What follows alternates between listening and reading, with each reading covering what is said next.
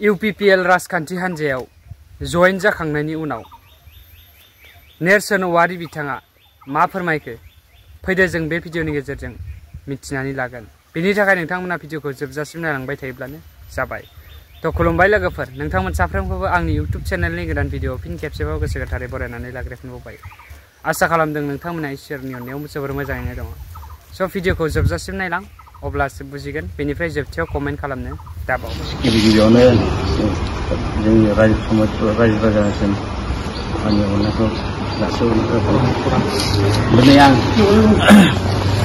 UPPL दोलोनि सरकारखौ मोजां मोननानै आरो सार फेरेंगानि मावनायफोरखौ एसे मोजां नुनानै दिनै आङो आंनि लोगोफोरखौ लानानै दिनै जों फेरेंगा सारनाव जयेनिं जाफैनाय जाबाय।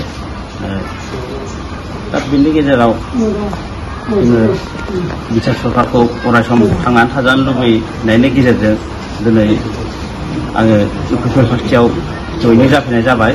मानोना रायजोफोर दा जोङो थिफखाय फानबारिनि दा फेरेंगा सारनि न'आवनो डाइरेक्ट फैनानै फेरेंगा सारजों जयेनिं जाफैनाय जाबाय आरो बेखिनि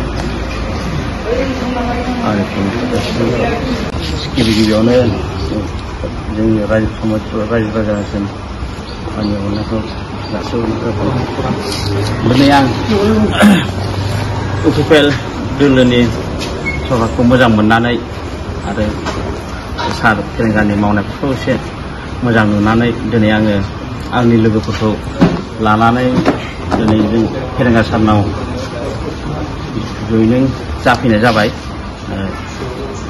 दा बिनि गेजेराव जोङो बिटिआर सरकारखौ अरायसम थांनानै थाजानो लुबैनायनि गेजेरजों दिनै आङो UPPL पार्टियाव जयेनिं जाफैनाय जाबाय।